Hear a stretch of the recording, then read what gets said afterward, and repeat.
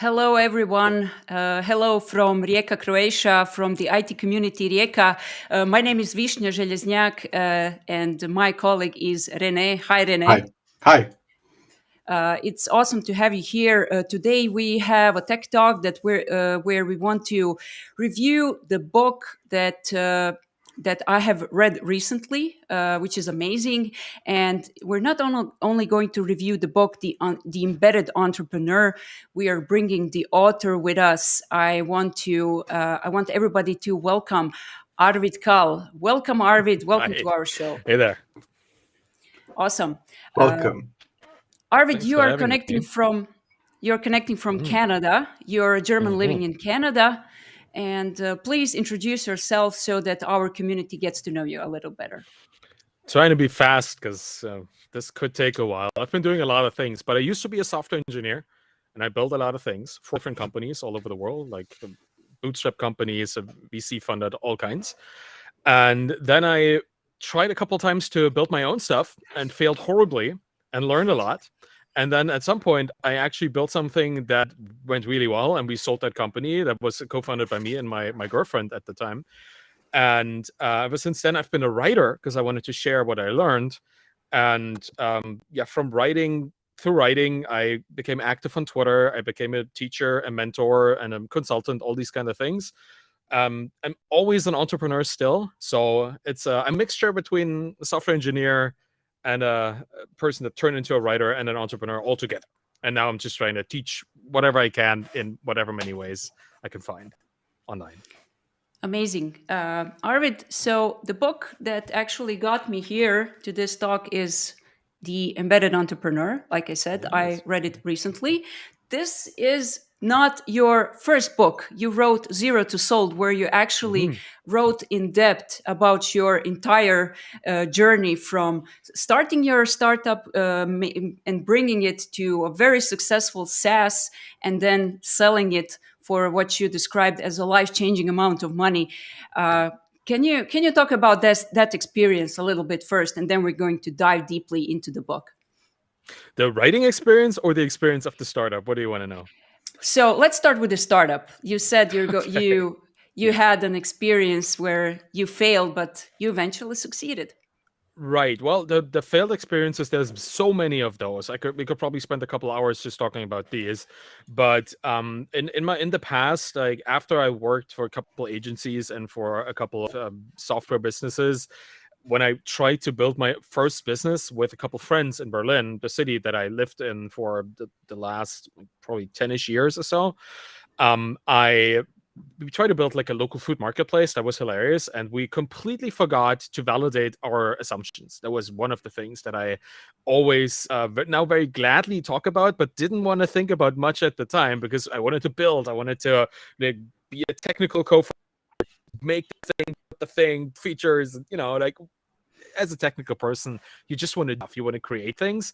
And we all in that team of three, there was a designer and somebody had the idea, and me as a technical founder, we really, really wanted to build something, and we forgot to validate our marketplace, both with the people who were supposed to buy food on it and the people who were supposed to sell food on it. It was horrible. We were sitting there, we were building for years, like literally a year and a couple months, building the most well-designed platform that nobody ever used. Was horrible.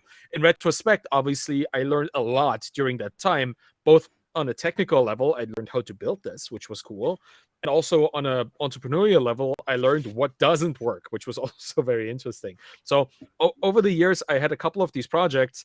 And then in 2017, when I was still living in Berlin, but working for a company in Hamburg in Germany, which is like 2.5 hours by train, which I took regularly back and forth, some semi-remote work that I did.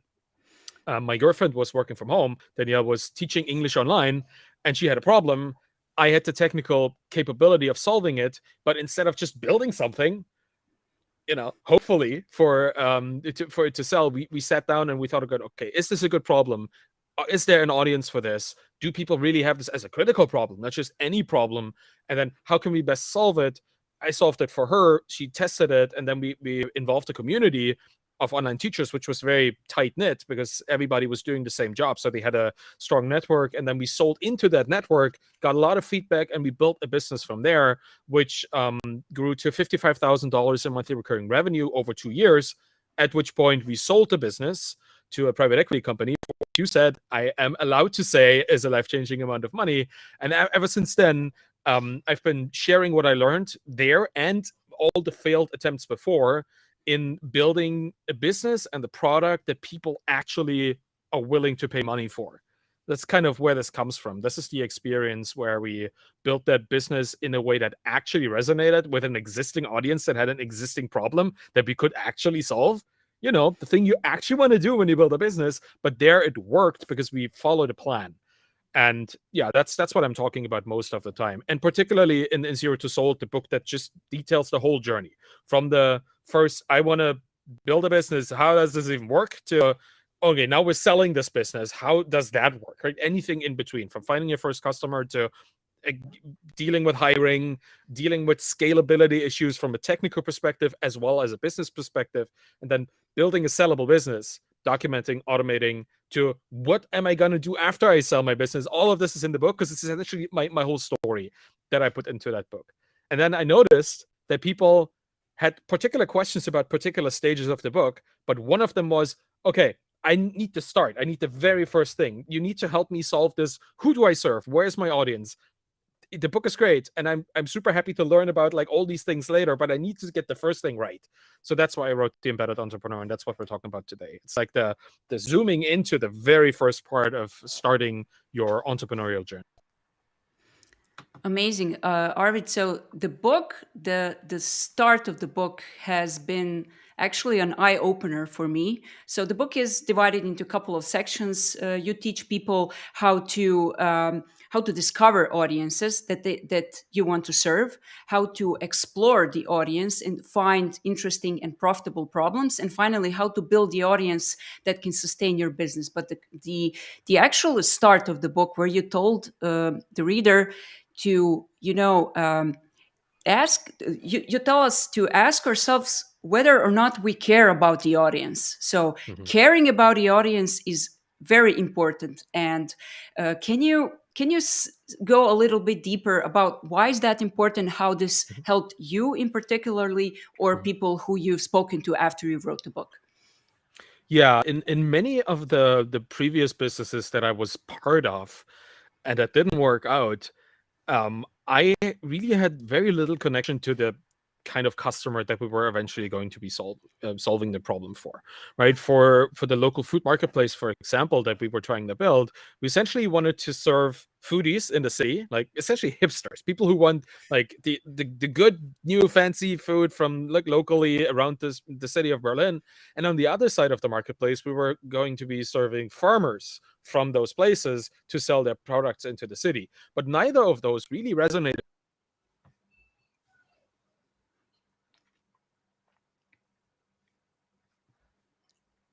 Good food here, right? But it's not like necessarily the organic local food kind of part. So didn't resonate with me on that side. And farmers, I come from a city boy background. Like I'm a technical person. I if you tell me something about a plant, I will nod, but not necessarily understand it, right? I don't have this kind of rural background. Funny enough, we moved to a really small town in Canada. I'm now getting to learn all of these things, but it's not part of where I come from. It's part of where I went to eventually. But either side, no real relationship. That was one business that didn't work. The other business that also didn't work out was we built a little file distribution app for photojournalists, people who go to war zones and take pictures, essentially. And back then there was Afghanistan and Syria, right? So we had people. A friend of mine had a friend who was such a photographer. We built something for them so they could upload their files quickly through a really, really bad connection so they could distribute them to agencies. Don't really need to go into this, but I also had no connection to that. I was building a product for somebody that I didn't know how they would use it. And we really didn't talk to them either. Big problem, But it was important for me in retrospect to understand that, okay, because I didn't care about these people, I didn't care about their problems enough. And because I didn't care about their problems enough, my solution was just a pretty general thing. It wasn't specifically tailored to their needs because I didn't understand the motivation that went into this. But when we built Feedback Panda, this SaaS business, the online teacher business that I co-founded with Danielle, my partner, she was somebody I really cared about because she was my girlfriend. And she was sitting there teaching for 10 hours a day and then wasting 2 additional hours doing administrative work that she wasn't paid for. I noticed how she was feeling about this. I felt bad because there was 2 hours that I could have spent with my girlfriend that I didn't because she had to do work. And I knew, okay, this problem looks like something I can solve. And I have somebody who can immediately tell me, is this a problem that needs to be solved? And is the solution good? So I cared about her. I cared about her problem and therefore also about the solution. And one of the most important things when it comes to whatever audience you end up choosing to serve and empower is you're going to be doing this for a while.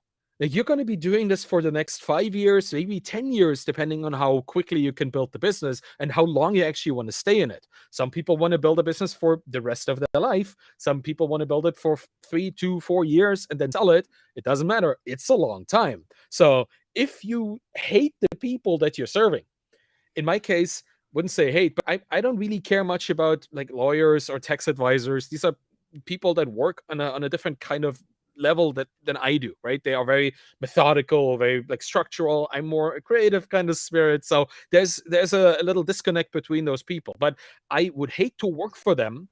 I don't hate them, but I hate to work for them and have to like put myself into their mind, which is not mine, every single day for the next 5 years to solve their problems.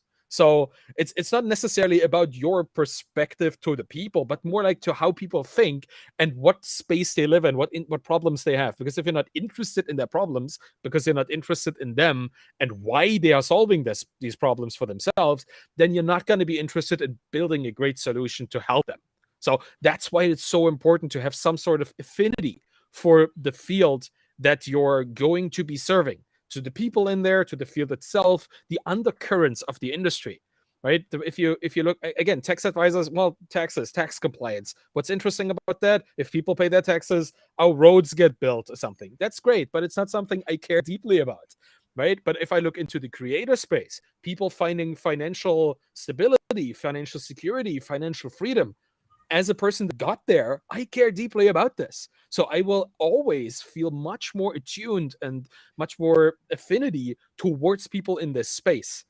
That makes my interest stronger. It makes my problem solving capabilities stronger because I'm just going to have more energy going into this.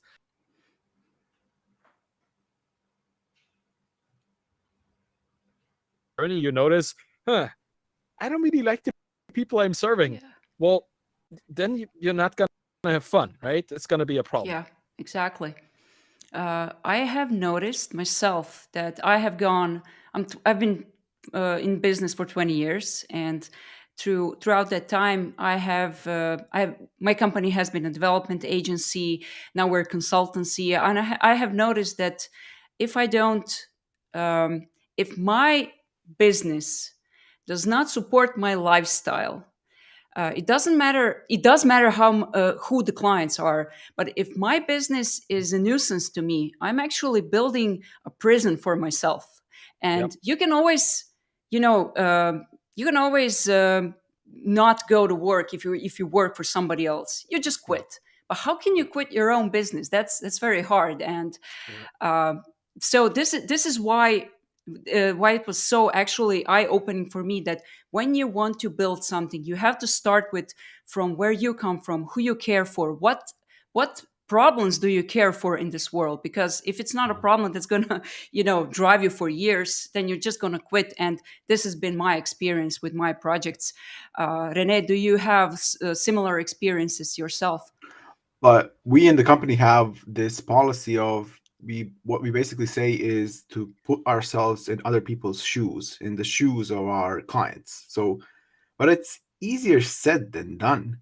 Like you can say it out loud, it doesn't mean anything. The thing that kind of connects you with the client is that stress and that sweat that breaks when something goes wrong. And you don't want to have that for your client. So a lot of the times we like to hire people that have done something, some sort of a project, and had even a small client building a small web shop for a mom and pop store, it doesn't really matter, because that person has definitely felt at some point some sort of a pressure of doing something right and failing at something. So it already creates this connection, like of having empathy. Perhaps that is kind of perhaps the good word for it. I'm not sure. Oh, I love that. I love this focus on empathy, because it really, to me, empathy is one of the foundational things that leads to you wanting to empower other people. Like, if you can feel their needs and their willingness to just be good, to be a kind person, to be a helpful person, to be somebody who does their job right, so other people benefit from it. If you can feel that, then you will enable them to do that better, and you will put all your energy into making this possible. And that is empowerment. That's really what empowerment is all about, right? If you can give other people the means to help themselves a little bit better than before. And I think that to me is the foundation of any good business. Like, any business that is actually working in the interest of the person they're serving. Not just like, like the drug dealer metaphor, right? Where you make a lot of money of them destroying their own health, right? That's the opposite of what I'm talking about. It's more like what a pharmaceutical industry should be, right? Somebody actually helping other people becoming healthier and becoming better. That's kind of the foundation of any good business that I see. And those are the people that I cheer for. People who have this empathy at the core of their just the decision-making process. Everything they do is an empathetic and an empowerment move. So those people I really admire. And that's kind of what I see more now in the online communities, like in the indie hacker and the software entrepreneur community, because people are building their businesses in public, and they see how quickly a little bit of empathy resonates so much more with people than it ever has before. Like, it's such an immediately noticeable thing that if you're kind, or if you're vulnerable, if you're just yourself, people will start treating you like a person. It's not like the brands, like it's not Coca-Cola, which is a faceless brand that you can interact with, and then you like their ad and they're happy because you clicked on something. Now it's really between people. It's between, even if you have a brand, even if you have a business or you are part of a business, it's still the person first, and then comes like the formal shell. And that is really nice, because that is such a great thing in our community and in almost all communities out there to leverage to get where you want to go, and where you want to see the people that you're serving where they want to go. It's a win-win, and that's kind of what a good business is making win-win situations appear reliably every single day. It's how I define it internally, because that just makes such a big difference compared to the big corporate kind of machines. I remember this retail. It is a true story, and I cannot remember what retail store it is, but it is a big retail store in Europe. Mhm. And if I remember the story correctly, the person that was going to inherit the company and start being a CEO had this role of going through all of the departments and working there for up to a month. So basically what he did was I think that they dealt with clothes. So first month he was at the store dealing with clients, like the end clients, and folding clothes, putting them back on the shelf, on the hangers, whatever. So perhaps that was their intention, like the management's intention was like to invoke that empathy for every department. So it kind of makes sense now when you mention it. That's an interesting story. It reminds me so much of what my grandmother told me, how she started her career in the 1940s, and I'm talking about East Germany. So it was in the Soviet kind of economical system, because that's where I'm from, right? I'm from the East, so I grew up for the first 5 years of my life in a Soviet kind of country, which obviously, yeah, it's not very different now. But she told me that when she went to work for the first time, she was a bookkeeper, right? She was like doing, kept the books for companies and stuff to make. Yeah, she was working in just accounting essentially. She was an accountant, and when she started her job, she was put into the factory, because you got to work here for 2 weeks. You got to see how the things that you're going to take care of in the lists are being made. And then you're going to sales for 2 weeks because you're going to see how it's being sold. And you're going to go into distribution for 2 weeks. And she did the exact same thing, but that was a structural component of how new employees were onboarded into the business, which is something that I would like to see much more of today, because it would be so much nicer if people would actually understand the holistic business, right? Everything in the what makes the thing, how this thing is sold, how people are being organized, how they're managed and stuff. That would be so much nicer. But I think we hire so much for specific roles now and silo them in our businesses that communication doesn't happen, understanding doesn't transfer, and then we have people just making decisions on, just procedures without understanding the impact that they're having, which I guess is a different discussion. But one of the most important things I guess we can, or learnings we can draw for a bootstrapped or self-funded business, is that if you hire somebody, one of your first hires at least, just involve them in everything. It's probably best, because that the core team, any core team, everybody needs to do the things at the same time and understand how the people do their work, why they do their work, and to what end they do it. Right? I think for every startup that is the normal thing. But huge businesses, larger businesses, they lose that at some point because they over-optimized for specific positions. It would be nice to have that as part of your company DNA, your culture, to involve people in that at all times. I think there's several SaaS businesses where people, even engineers, or particularly engineers, get to, or have to, depends, do customer service every now and then, right? Yep. Because they're supposed to understand who they are building for, how they communicate, which is something super valuable. Understanding the language that people use to describe what they're doing is going to be super useful for any engineer who has to build features that speaks to these people. Like, obviously, this is how engineers should communicate, and most of the time they get siloed away in their little engineering group, which is probably highly effective. But effective at what? At solving the problems the wrong way? I don't know, right? If that's how it should be. But that really helped me, because in Feedback Panda, I was the only technical person.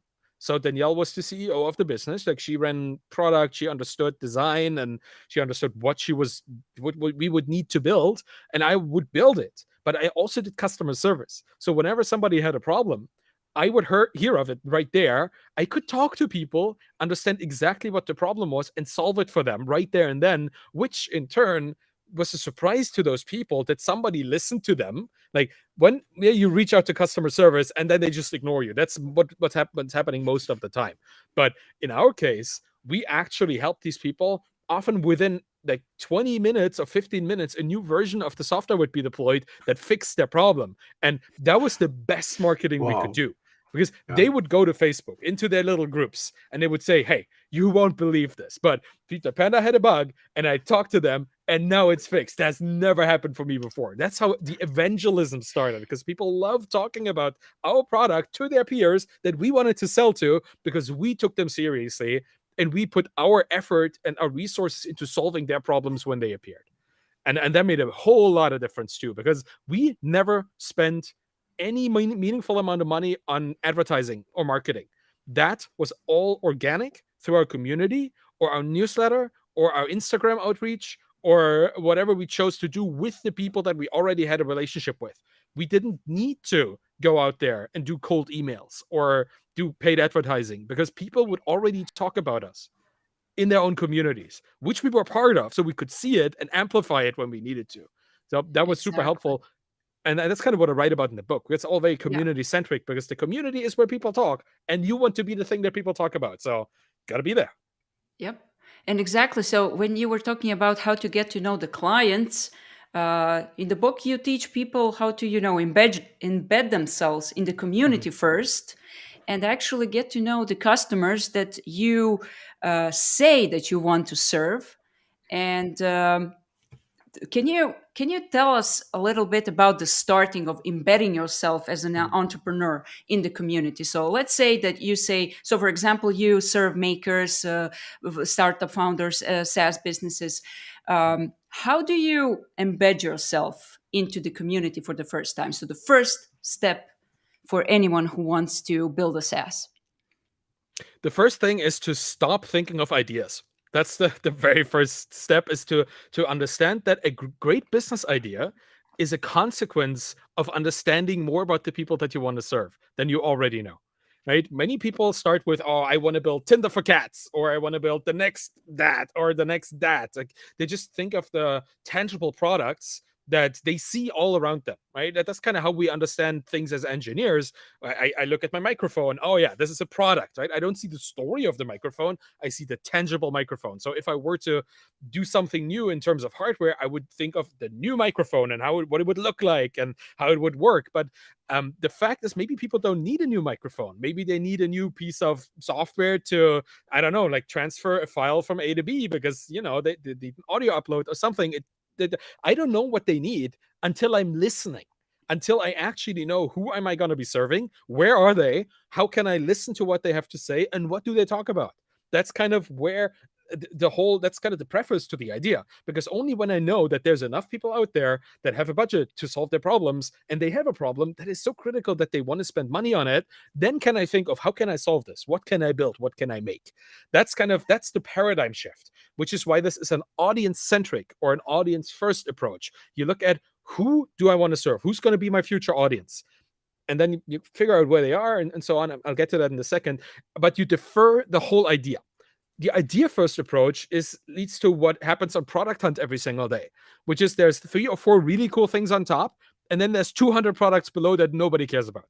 And those 200 products, they're not bad products. Usually these are really well-engineered pieces of software, probably well over-engineered pieces of software too, but you know, they're really good stuff. It's just that they were built for a non-existing market, or they were built without involving an audience at any point. They have no fans. Nobody cares because nobody knows, right? It's this whole build it and they will come mentality that we've all been taught through the movies, and every entrepreneur that talks about it does not exist. That's not how it works, right? You need to market your product, and to be able to market your product, you need to have a market that you can actually market it to, which is the whole point of embedded entrepreneurship. So once you figured out who you want to serve, in my case, makers, creators, or writers, I have multiple audiences that I want to serve, so that's problematic. But usually you pinpoint one of them, and then you go to where they hang out. First off, you need to figure out where they go.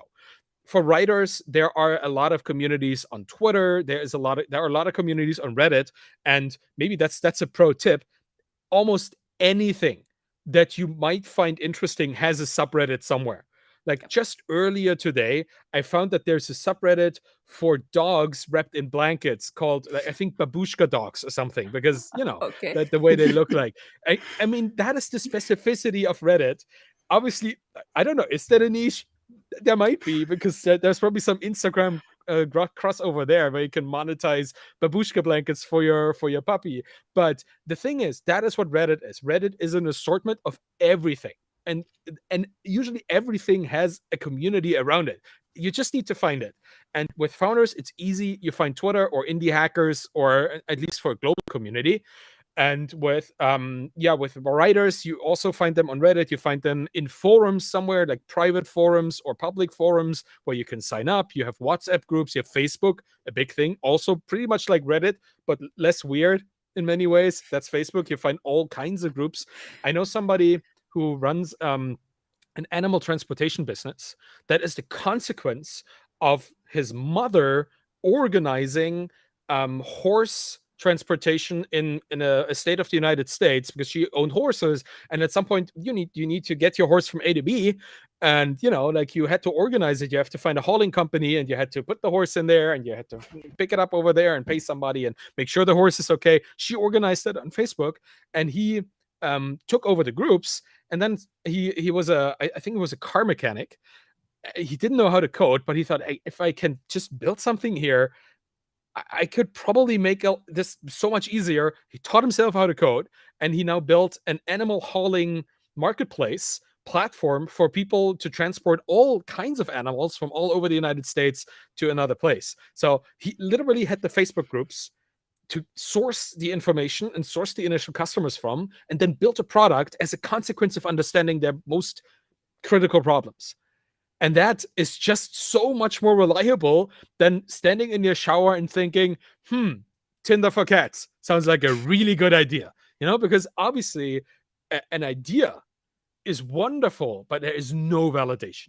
But if you see people struggling with the same thing in their communities already, that is validation right there. You don't even need to ask them because they are already complaining about it.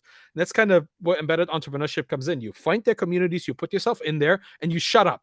You start listening, you start observing, and you take note of what people talk about, right? You figure out how often do they complain about this particular problem, or do they just complain? Do they ask for help? Do they ask for recommendations or alternatives? You have different layers of what people need, and depending on what they ask for, you have a different thing that you need to build for them and a different level of education that you need to have for them to understand that your solution is good. But being part of a community, being part of a Twitter circle, Twitter groups, or just following the right people on Twitter, being part of Facebook groups, public groups, or invite-only groups, being even just subscribing to industry newsletters is sometimes being part of a community. And then, of course, going to meetups or being in the audience or contributing to events like this one that we're on right now. All of this is being part of your community. And in all of this, you will hear people complain, ask for help, recommendations or alternatives. And if you just take note of these things, eventually you won't be able to stop yourself from seeing a problem that you can solve, because you have a particular set of skills that, when applied to this problem, is your unique mode into building something meaningful for this community. That's an amazing story. Yeah, Rene, go ahead. Arvid, yeah, we kind of resonate with that because we have something similar. We have like this IT community here, which I've noticed something like connecting with the community. A lot of people react to that and do that and try to kind of get in touch with the community.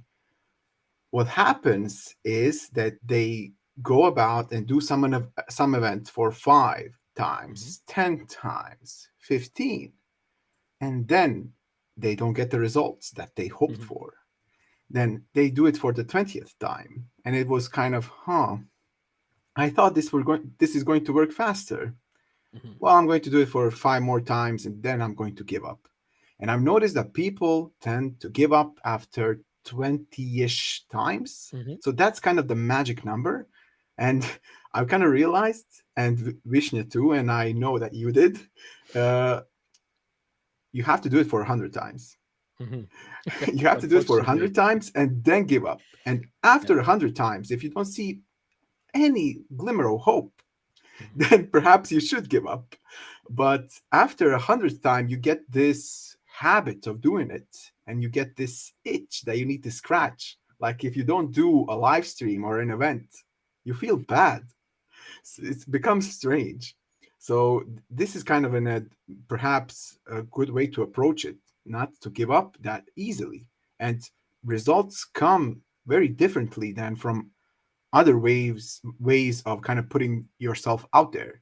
What is your experience regarding that?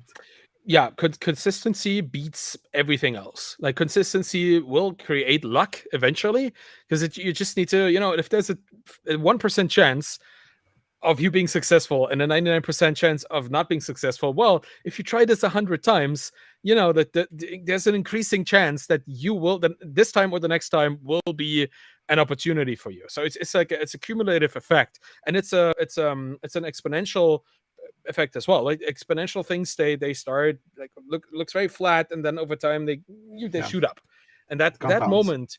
It's the compound effect, right? And that's the thing. It looks like nothing is happening for the first 10, 20, 30 times.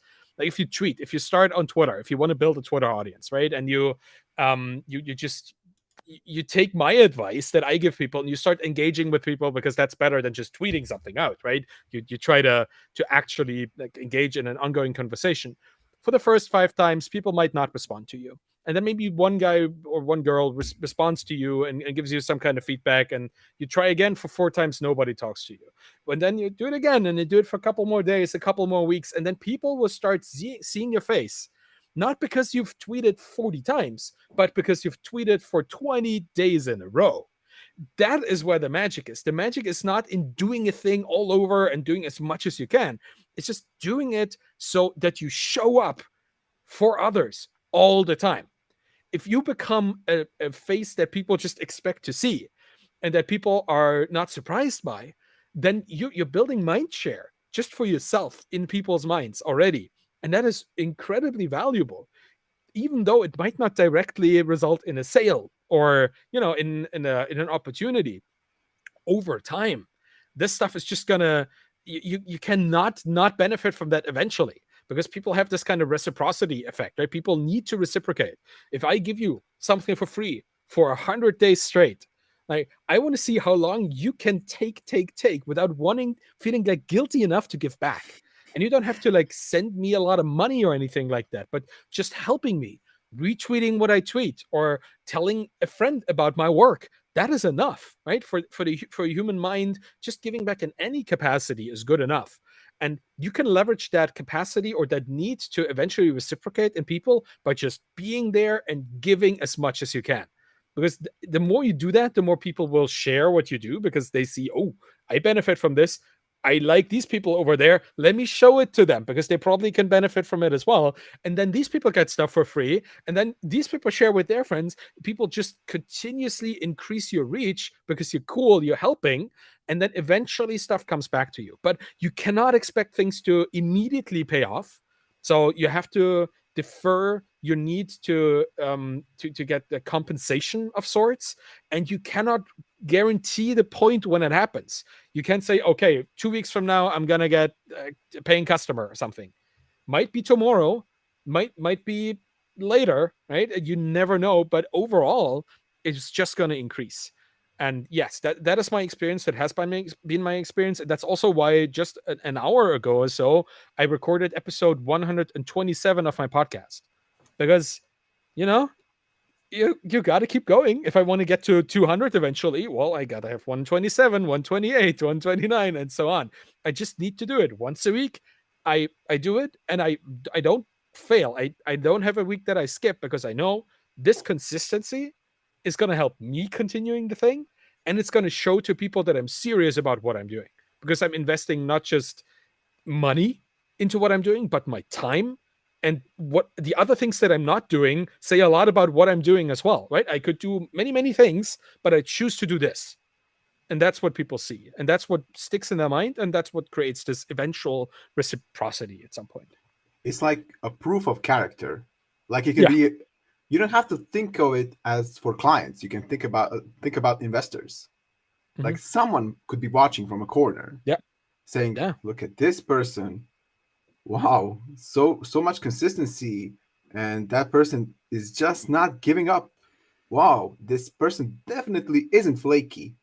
Like they're giving their best. So I think it's happening. This stuff is happening right now. If you go on Twitter and you look at these little indie SaaS businesses that are being acquired through micro acquire or through like people who reach out in the Twitter DM and then offer them like a 6 or 7 figure deal, that happens because people put themselves out there. They share how they built their business. They share little MRR, little graphs, right? People love graphs that go up and to the right. So this helps. But even if they don't share their numbers, the fact that they share consistently, relentlessly, and even if they have nothing to say, they still try and make the effort, that speaks way more about you and your business than a balance sheet ever could. And that's why these people sell their businesses for higher premiums. That's why they get better connections. They make better partnerships, because who wouldn't want to be working with a person that is so reliably, authentically honest and hardworking, right? There's no shadiness, because it's impossible to be shady and transparent at the same time. You can't. And if you can, then you're so good an actor that's probably already great again. I don't know. But if you try to be authentic and transparent, you can't lie to people. You have to be truthful and honest and vulnerable at some point, because otherwise it's not transparent. It's an act, right? And people are super good at figuring out if people are acting or not in front of them, particularly on social media. We know that. Like we can see and we hear, we smell it, right? So if you're just yourself, your true nature comes out eventually, and people see that, and that's what they resonate with. Absolutely. And Arvid, I've noticed that people know you already. Like strangers come up to you and they already know you, perhaps potential clients. You don't have to give the backstory. Yes. They already know everything. They're just jumping on they're focusing on the thing getting started. Yeah. Like Yeah. I kind of noticed that a lot of times because of this. Mhm. Yeah, Yeah, it that's happens to me all the time. Go ahead. And this is my experience with you, Arvid. So I don't know where I discovered you. It was most definitely on Twitter. Probably somebody mentioned something about building in public, which is the topic that I want us to discuss next. But your podcasts and the way you record them, this is what we discussed on Twitter. I asked you, how do you produce your podcasts? You basically write out your blog posts, put them on your blog, and then you read them out loud in a podcast that's like 15 minutes long episode, which enables you to come into my head and be there with me. So I feel like I know you. And this is probably the reason why I was, I was free to approach you and invite you to our show. Because if I didn't feel like I know you, of course, I don't know you personally, but that Now you do. I would. Yeah, I do, exactly. But that feeling of intimacy with another person via Twitter or LinkedIn, that's amazing. And this gives me so much hope. Your Twitter followership is around 50K people. And you tweet like, in your book, you say that you spread out your tweets like 20 tweets a day. Is that, do you still do that? Or Yeah. how do you manage your Twitter feed today? Yeah, it is. I have multiple. First, thank you for talking about this, because it's really nice to be heard in many ways. Like, first of for thank you. But in terms of how I approach my Twitter, I schedule a lot of stuff, mostly retweets and quote tweets. That's what I schedule, because I want people to always find something interesting on my feed, even if I'm not actively tweeting at that point, right? So whenever I find something, I often retweet like days in advance. I schedule something. Like today, I find a really cool thing, but I think, okay, it's not time pressing for me to retweet it now because it's a good thread or a piece of information that is not time sensitive. Next Sunday, perfect day for this. I put it there, and that's kind of how I fill up my week. And then throughout the day, I take a lot of time to engage with people in ongoing conversations where I need to be present and need to have like be right there and spend some time on it. So it's quite easy to get to 20 tweets a day, because every reply is essentially a tweet, so that counts already, right? If you have a conversation with somebody on Twitter, you can put on 10 tweets within like 10 minutes if you're really going at it. Obviously, that's most of the time very emotional, or there are many of these opportunities to get slightly too emotional. But even if you have a normal discussion, it quickly adds up, and that count kind of reflects that. But I try to schedule a lot of content so I can reach a global audience. I have a lot of people, obviously, in North America and Canada and Europe, language wise, right? It's really, I chose English as my communication language because it's just more globally available. Otherwise, I could probably talk German at you, but you probably wouldn't understand me at this point, so that wouldn't help. So I chose would. I'm a English. professor of German language. Sehr gut. Yeah, But so I'm not going to try and confuse the people that want to listen to me for the knowledge, not the confusion, right? So I also have a large audience in India, in Southeast Asia, even China, Japan, Australia, all over the place. So to be able to reach people with something interesting, I do two things. First off, I schedule stuff around the clock, so there's always something going on. And second, I auto retweet everything I say on Twitter 6 or 12 hours later from my regular account as a person. So that is kind of what I do, so that everybody gets access to what I'm saying. And I see there's a question, personal profile or company page on Twitter. I can segue into that immediately. All I do on Twitter is personal.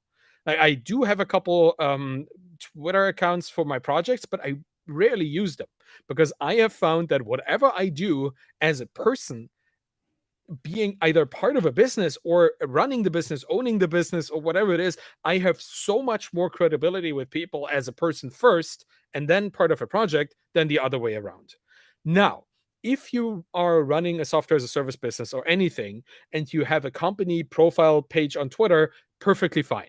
You can use that to have like feature announcements and to interact with particular customers or do customer service through that. You can leverage that. But as a founder, I would always have a personal brand that is attached to, but not completely overlapping with the business. Because here's the thing.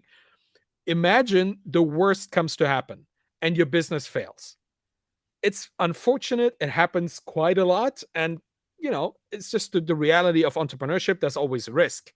If you have a strong founder profile, that failure of your business is actually going to help you because you have more to share. You have another part of your story you can put out there. You can help people with. You can teach them. You can entertain them. You can find sympathy. You can find motivation if you do this through a personal brand. If they see you as a person that tried and failed, they see you as somebody who just shared something very vulnerable. If they see just a business that went out of business, they don't care and they move on. The personal brand transcends any business success and failure for the better. Like a personal brand would benefit from a business success just as much from a business failure, which is why I would definitely always focus on the personal brand. And that's what I do. I have a little SaaS business called Permanent Link. I have a link to that maybe in my bio, but that's it. I don't put that front and center. My writing, my other work, by just being part of the community, that's why people follow me. They don't follow me because I run a SaaS. Maybe they do, but they follow me because I have something meaningful to say about SaaS businesses, and I say it. That's what they follow me for, and that's the brand that I am, and I want to be. Amazing. So this is similar to what we do on LinkedIn. I'm not big on Twitter. I just lurk and read stuff and follow makers and software developers because I'm naturally interested in that space. LinkedIn, and I have to say hi to my LinkedIn gang, which is Darko. Hi, Darko. Of course, and thank you, Sanya, for coming to our live show. So LinkedIn is great. I hear so much talk about LinkedIn being, oh my God, it's so boring. It's something different. Praise, yeah. It's completely different from Twitter. You cannot post 20 times a day, even if you wanted, because all subsequent posts would kill your first distribution of remain posts. That's probably something similar to Twitter. But I see a community being, I can build a community on LinkedIn too. People transcend their companies there. So company profiles are nothing on LinkedIn. Yeah. And building a brand as a person, it doesn't matter where you work, which company you're connected to. It will go where you go. And I'm so glad that Twitter is actually a good space where you can build something. I never thought about Twitter as a place to build community. But when I see you and when I see people like, I don't know, Noah Bragg from Potion, Sanya had an interview with Noah a couple of months ago. When I see you making stuff that doesn't have to, be a overnight success, it gives me hope for the future. And why I'm saying this, I'm going on a long tangent. Twitter is not popular in Croatia. There's a lot of good developers in Croatia, and I want them to, to feel the power of Twitter, to go there and to expose themselves and what they work on. And this is, the build in public, which I see that you have on your T-shirt, which is amazing. Yay! So let's segue, please, into the topic that is so dear to you and also to me. Build in public. What is it, and why would you build in public at all? Noah Bragg, great example. Like I use Noah in my Twitter course that I recently published as an example for an amazing builder in public. So I'm just gonna do that here too. Noah announced that he's gonna build something new on Twitter. Like he already at that point had 1,000 followers because he's been active in the community on Twitter and the indie hacker software entrepreneur community. He is a co-host of a podcast that is pretty popular in the space, and he had already built a software tool that he had built somewhat in public. He sometimes shared something about it, but it wasn't as intentional. But with Potion, it was super intentional from the start. So one day he said, I'm going to build something really cool and I'm going to talk about it tomorrow.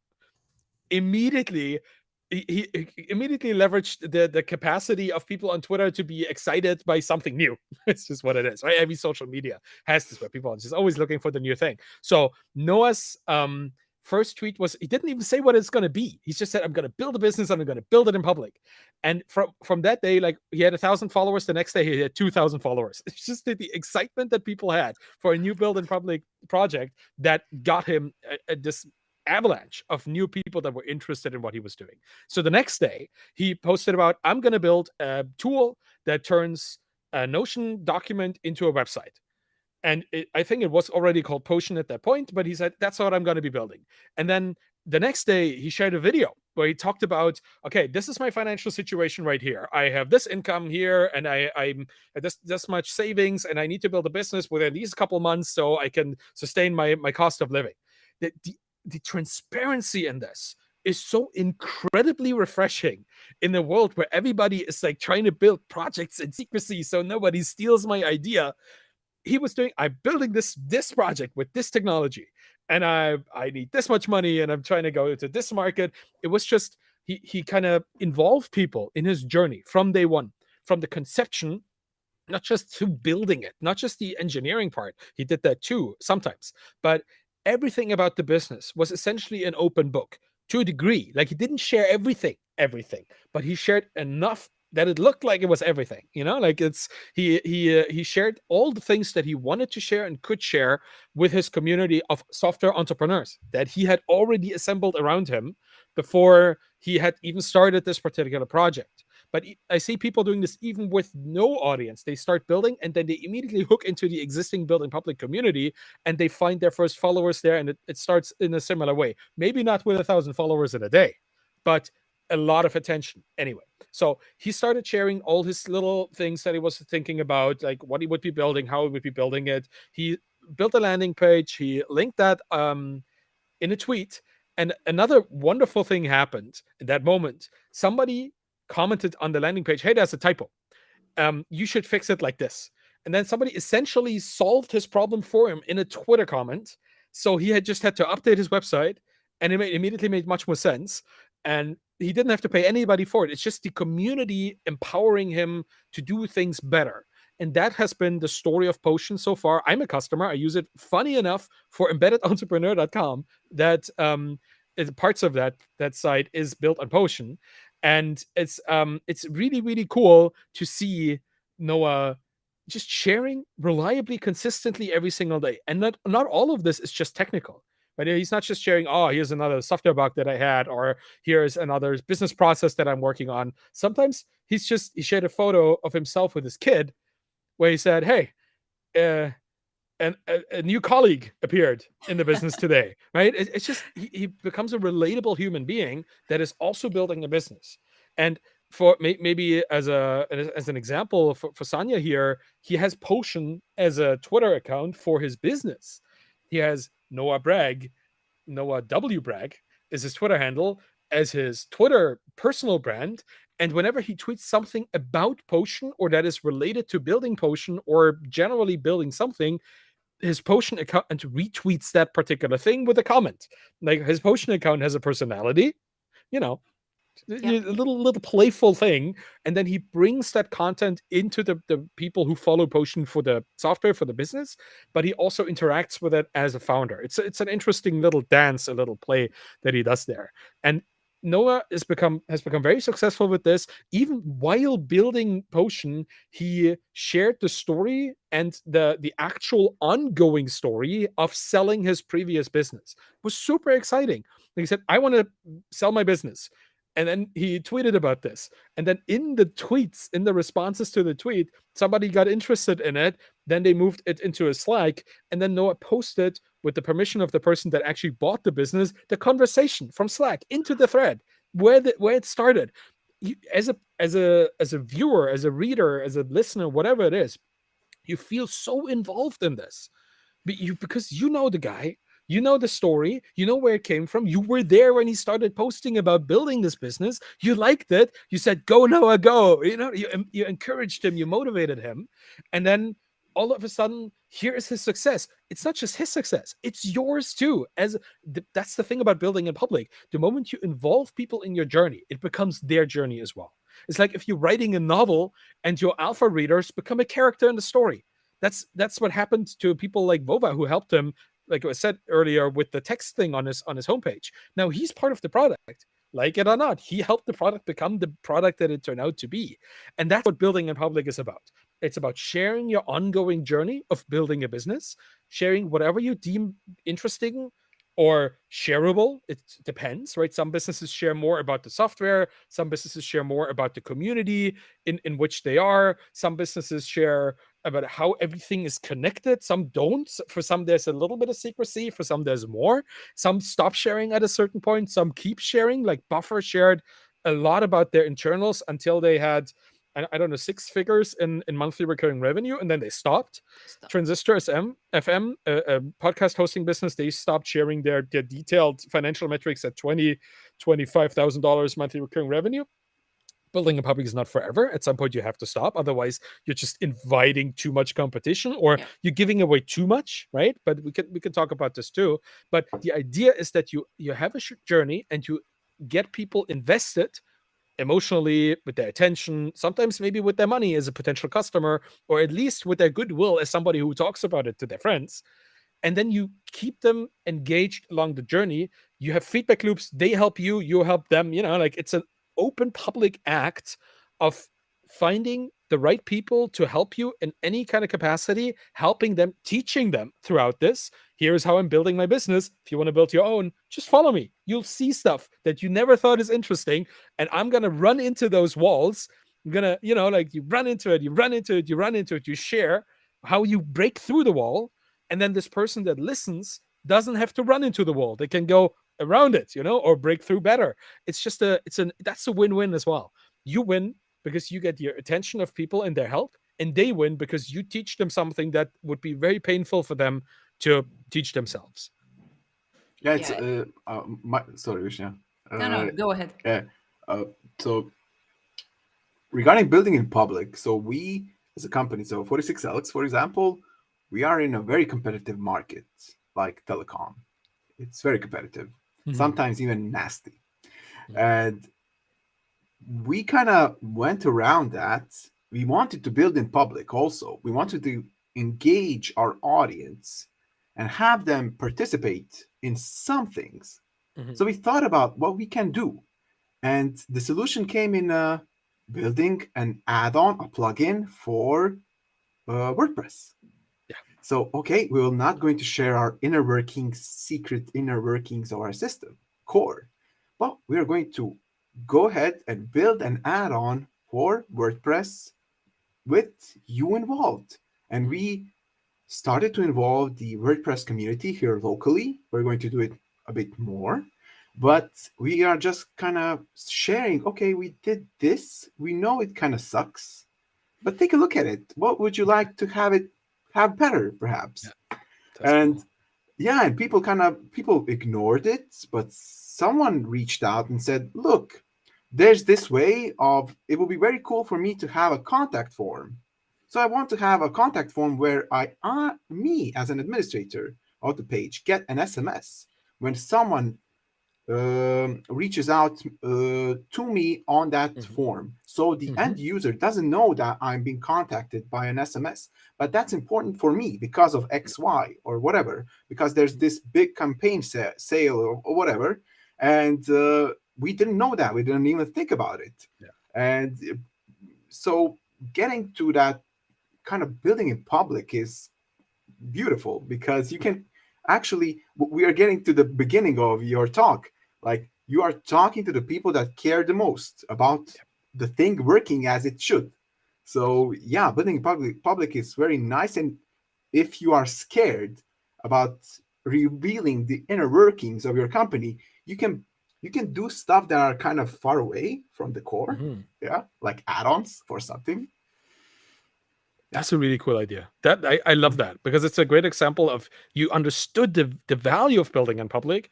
You also understood the risk of putting too much information out there, and then you kind of put them all together into something that is now beneficial to everybody. It's awesome. Yeah. Great idea. I love that. And it's an open source thing, very likely, right? It's an open source plugin. So now people also benefit from learning how to build plugins. Doesn't have to do anything necessarily with SMS APIs or anything. Now you're teaching on so many levels. Really cool. It's about being very open and very talkative, and kind of, again, I'm noticing some keywords like being authentic, being transparent, being very open to communication, I've kind of noticed that through all of this talking that we did It's like today. being a human being, like the thing that all of us actually want to connect with, right? We don't want to connect with a brand. We don't want to connect with a computer. I mean, sorry, but we don't want to connect with an API, as a person. Obviously, our software wants to connect with an API, but we want to connect with people. And the more you can be a person that is not fake, a person that is just being who they are, doing what they do because they want to help other people, which is, everybody wants that, right? I don't know any person that not deep down is not focused on making life a better place for everybody around them. Even the most selfish person has a child or a dog, like somebody, something that they want to make the world better for, or their parents, or somebody they like. It doesn't matter. Like, everybody wants to make this a better place. So the more person you can be, the more this will resonate with people, and then they will help you, and everybody will be helped. I have a question, like a very practical question, like sure, connecting a face with a company. Mm-hmm. So that person, if that person is a co-owner or a co-founder, mm-hmm. whatever you want to call him, has a stake in the company, so that makes sense. But should we fear, as employers, should we fear putting someone that is an employee as a face of a company? How do we get past that fear? Do you know what I'm saying? Like, you can hire a person who's a really cool person and you have a good relationship, but life happens and that person transitions on. Should we be worried about that? How do we work around that? Do you have some experience regarding that? What is your advice? You know what? Yeah, but the best advice I can give you is don't make it just one person then. Sorry. But the idea is, like, if your company is full of people who proudly are all faces of the company. Your engineers are talking about engineering. Your marketing people are sharing their marketing knowledge. Your salespeople give the newest and coolest sales tips. Yeah. Or, if you make it part of the culture for people to be a proud representation of the company, personal person, like a personal brand that is part of a company, then you don't need to fear that the one person that you elected to be the face of the company, like you see with Elon Musk or something, right? Where obviously he is one of a kind, and the relationship with Tesla is also different in many ways. But if you only have one spokesperson, then everything is focused on them, and all the good and all the bad that they bring to it kind of, it's either or. But if you have everybody in the company proudly representing it, then it averages out and people leave, new people come in. If you have a cultural approach to this, if you say, hey, if you're on Twitter, talk about our business, our products on Twitter. Here are the things that you shouldn't talk about because they're internal. Have a document for this. Have a social media content allow list or a deny list or whatever it is. Like, you have to build this for your own business, like how much and how many things you want to talk about. Maybe you want to have somebody who signs off on certain topics or whatever. You can build this in a methodical, process-based way that everybody is allowed to talk about your business and become a representative. And then your business itself is the sum, more than the sum of all these people. That's how I would approach it. If you look at GitHub, or if you're larger software businesses, they figured this out. They have everybody be their evangelist, everybody in the company, right? It's not just a couple people. It's everybody who works there. Everybody who works for Twitter is Twitter, and that's very notable. And small businesses benefit from that a lot because, okay, I've seen this person speaking about this company and I've seen this person speaking about this company. It may just be two dudes or, two people, but two people, all right, there must be something behind this, right? It's just your presence is important, and the more people you can kind of take their personal credibility and project that onto your business, the more your business will benefit from that as well. Arvid, can you share? Sorry, can you share? How did you approach a small company? Let's say 10 people. And one of them, like most of the IT companies, I don't want to stereotype, but most of the companies in IT world have a bigger percentage of introverts than extroverts. That's kind of a fact, I think. We have exceptions, but okay. How do you pull people out of their shells? Like, you have 10 people. You're not GitHub. Like, you don't have like I don't know how many employees they have. You don't have a bunch of people out there. You have a few. How do you kind of, this is very practical, like for startups. They are not like you are looking for a good, I don't know, Python developer. You didn't put in the terms like requirements. Be very open to talking on podcasts, right? So yeah, that's gonna be a problem. Yeah, most of the people will be like, no. Okay. Yeah. So how do you switch it up? How do you like create that? Do you have some? I know it's not that simple to answer, but could you kind of give us your thoughts? if it's actually too hard to do that, but like I did the Myers-Briggs test once a couple years ago, and I scored INTP, and the I stands for introvert because you're now talking to an introvert, apparently. But the thing is, I'm introverted in many ways. But when I talk about the things that I care about, I am an E. I'm extroverted, incredibly extroverted, because I've thought about this all my life. I've talked about it so many times. I know exactly what I want to say. I know that the people I'm talking to care about what I have to say. Like when it comes to software, when it comes to entrepreneurship, when it comes to writing, super extroverted. Talk to me about something else, right? And I'm out. That's how I work. And I think most introverts are like this. Like I'm a big fan of online games. I'm a big fan of miniature painting. I'm a Star Trek fan. I'm a Star Wars fan. I'm a nerd as they come, like Dungeons and Dragons, just put it on me. I love that stuff.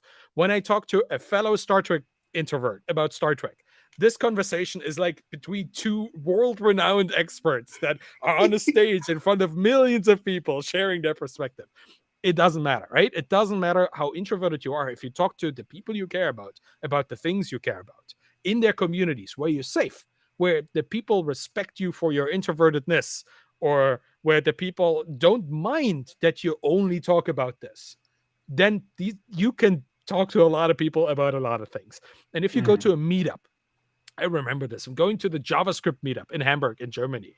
Like it was like 95% nerds that wouldn't talk to anybody on the street. And I know stereotypes, right? But that is how many people see themselves, and they kind of put themselves in the box, and it self-perpetuates into the actual stereotype at some point. But when it came to which JavaScript framework is the best, there was an open war, but like everybody was shouting. It was wonderful. And it just shows you, like, in the right group of people, you can be yourself. You can let go. You can share your honest and truthful and way too loud opinion about something that you care about.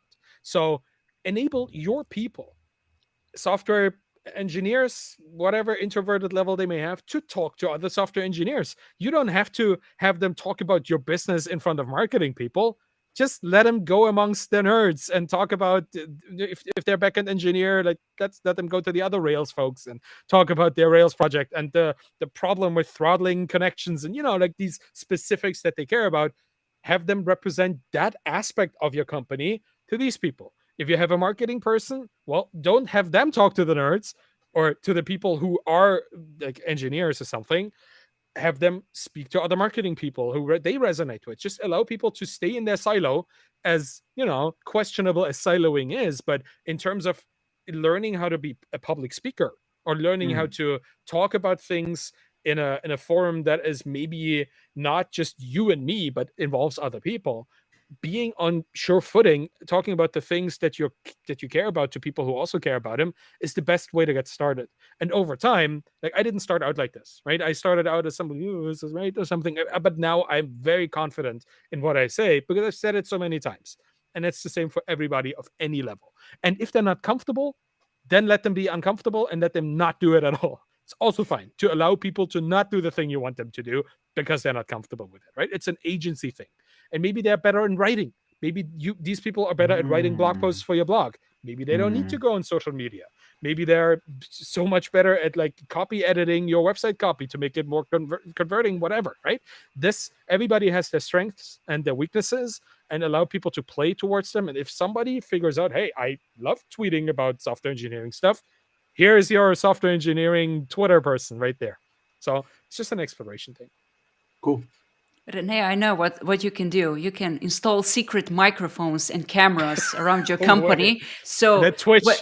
yeah, exactly. So when people let their freak fly, as they say, you just record it and show people how actually passionate they are about stuff. And who knows, maybe it's a whole another show.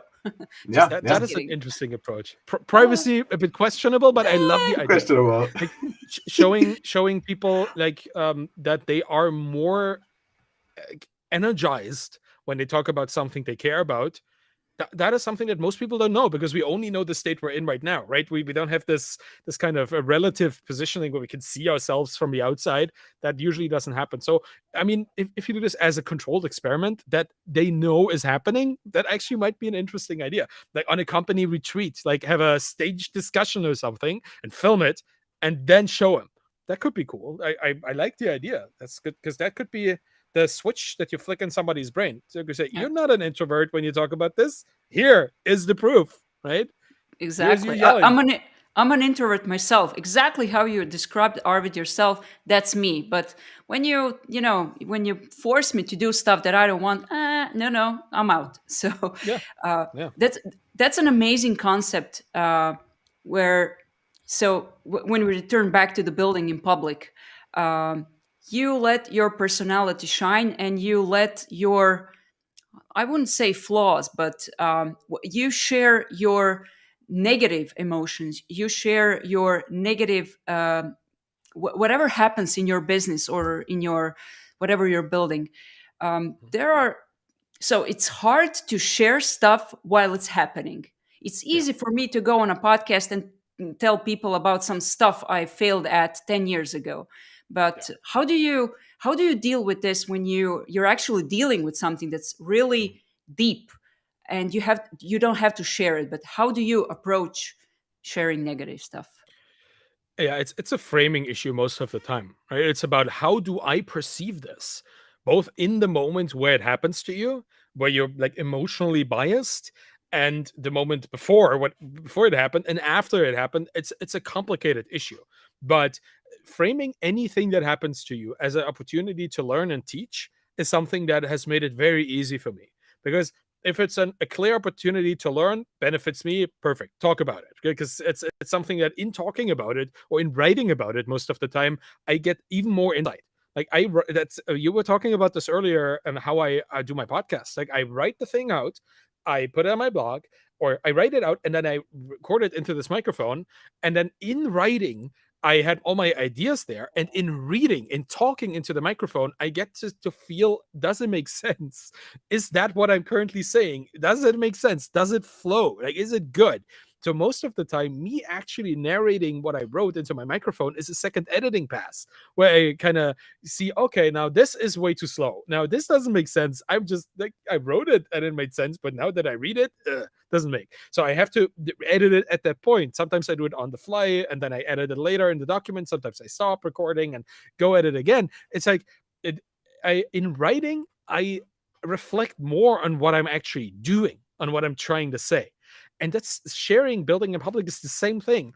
If you run into a problem and you try to communicate it to your audience of fellow founders, of fellow engineers, of your potential customers, your prospects, your existing customers, if you try to explain it to people, it's like what is it called? Rubber duck programming, right? Where you have the little ducky sitting there and you're trying to explain the problem to them. And in explaining it to the inanimate object, you understand the actual problem and then you solve it.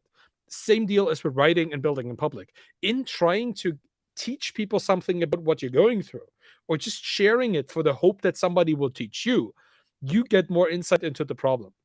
And that's a framing issue, because the hard part is to start writing. The writing isn't hard. It's not hard to figure out how to describe it. You'll figure this out eventually. But to overcome your inhibition to talk about it, that's the hard part. Right? So your imposter syndrome is blocking you. I shouldn't write about this. I'm not qualified to even talk about this. Or I shouldn't even attempt it. Or I don't have enough followers who, like, you come up with all these reasons why you wouldn't want to be vulnerable in public. But actually doing it and then learning, oh yeah, that actually wasn't too hard and I learned something from this. If you get used to this and you get used to reframing it as a teaching and a learning opportunity at the same time, then almost any situation you run into is worth sharing. Obviously, there are some situations that are not good for sharing. Like you have a really bad conversation with a customer, they insult you, or they start suing you, or for some reason, right? You have like legal problems, or you have like demoralizing things that you don't want to amplify even more. You can kind of keep them on the down low or just mention them, or like there are ways of dealing with this. But most things, little issues you run into, interesting things you learned, little challenges that you overcame or you didn't, great opportunities to learn more about it, teach people in the process, and get more attention on you and your product. So reframe it as an opportunity for learning or teaching. Amazing. I'm going to, make a mental note about podcasting and blogging. So podcasting is a way to make my writing better and have another channel, one more channel Right. to distribute my stuff. So Yep. I already made a decision a couple of months before that I'm going to do a podcast. I'm going to do it the Arvid style. So I just got one more push to actually do it because you now convinced me additional. That's Nice. amazing. I'm glad to hear. Arvid, we were talking about building in public, and we could go like for another hour. But to wrap things up, you're not only building in public, you're writing in public, and you wrote your book, Embedded Entrepreneur, in public, and now you're gonna, like, this is so meta, write a book about building in public by building in public. Is that correct? Yeah, it's kind of everything flows into each other here. And funny enough, it's just so enjoyable to experiment with these things that the things I want to talk about are part of the experiment, like this, right? Like writing a book about building in public. Essentially, it's a bit meta and it's a bit self-referential, but it does work for me because in doing it, I learn a lot that either verifies the things that I'm teaching in the book, or it invalidates them, so I have to rethink them. But yeah, like this is still an ongoing project for me, like the Build in Public book. Some part of it became part of the Twitter course that I recently put out, because I kind of wanted to change my medium as well. So I thought, okay, writing is a lot of fun and podcasting is a lot of fun. And most of the things that I wrote about and podcasted about landed in my books or my content eventually. I kind of use this. I tweet about a thing. If it gets resonance, I tweet more about the thing. If it gets more resonance, I write an article about the thing. And if I find enough things to write about, then I turn it into a book. It's just kind of bottom-up approach where ideas kind of bubble sort themselves with the highest O of n squared complexity. Doesn't matter, right? It is one of these things. So it just takes a lot of attempts to find good things, but the ones that bubble to the top, they're really good because they're validated every step along the way. So that's kind of how I approach my whole Twitter writing as well.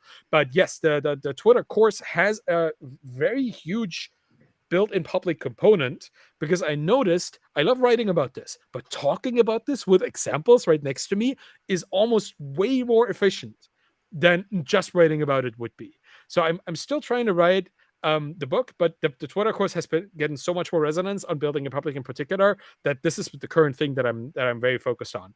But yes, everything I'm doing is building in public. If it works, I build something cool in public, and if it fails, I built something cool in public that failed. It's still a process that teaches people what I do, how I do it, how it works, how it doesn't work.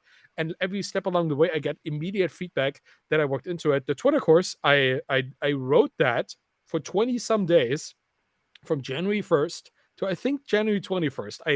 I wrote it essentially in Keynote, where I had my slides, and I wrote it into the presenter's notes, and it turned out to be like 45,000 words or something. Like that is a mid-sized 250-page book. But I turned it into a course. So I got a teleprompter. I put my iPhone as my camera onto the teleprompter, and iPhone 13 is an amazing quality camera.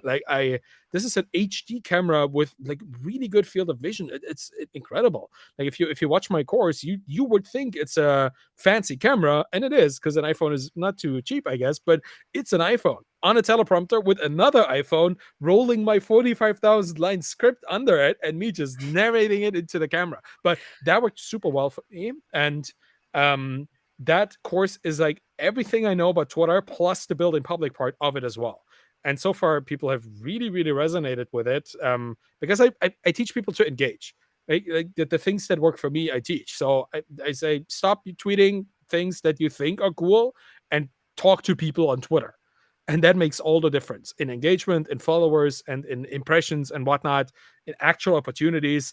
It's kind of the core of the course. Of course, there's more, but that is kind of the biggest thing. And that's what embedded entrepreneurship is too. Like all of these things kind of flow into each other. Embedded entrepreneurship is going into a community, being part of the conversations, and learning something. And audience building is that, no, now just talk about what you're doing, and you're building an audience while you learn. It's an amazing thing that flows into each other. You can use Twitter, and I would assume LinkedIn. I just recently started using LinkedIn a bit more professionally by actually sharing something that I know on the platform. But it doesn't matter if it's Twitter or if it's LinkedIn or Facebook. If you go into these communities and you start sharing your journey with people that care about what you're doing, you will build an audience and an interesting business that is sustainable and will create like reliable customers coming into it from the community just by talking about what you're doing. So don't hide in your basement. Well, I am hiding in my basement right now, but don't hide in your basement and don't share it. Share it. That's the part. That's the important part. That's amazing, Arvid. It's been so great to actually follow your journey on Twitter. Whatever you're actually doing there, like you said, it's doable on LinkedIn, anywhere where people are, and is probably Twitter is the best place to find you. Is that correct? Oh yeah, that's why I'm like 24 hours a day, way too much. But my DMs are open. Everybody who has a question will get an answer eventually. Takes a while with 50,000 followers, but I'm trying to be there for everybody who needs my help, because I know that I got a lot of help when I needed it, and now I'm here to give it back. Amazing. Is there anything you want to say that we haven't covered, but it's important to wrap things up with? Yeah, it just be kind. Like if everything that you do in your business, in your personal life, in your professional life starts with kindness and trying to help and empower other people, it can only go well for you, because the right people will find you and they will make your life better. So if you just don't look for hacks, don't look for trying to cheat people or like get something that you shouldn't get, like just be nice, be kind, and that will shine. Like that will shine brighter than any quick amount of money that you can make, because that will build relationships, and relationships are where opportunities come from. So that would be my advice to people. That's amazing. I don't want to add anything, because that's, I think, the best message for the end of this show. Sanya is saying hi, and we say Thanks. hi to Sanya back. So Arvid, thank you very much for this show, for having for coming to our live stream. Everybody, thank you. We're doing these live shows less in English, but mostly in Croatian. But if you want to follow us, go to our website, itzajednica.rijeka.com. Renee, we're going to build an English page probably some of these months. Yeah. Yeah, we also on YouTube. You can look up, like you can write in IT Community Rijeka, so exactly, or IT Community Croatia. It will come up. So yeah, amazing. Cool. Yeah, so that's been our show, Arvid. You have a great week and great day, and thank you for coming. Thank you both so much. That was awesome. Thank you. Yep. Bye. Bye.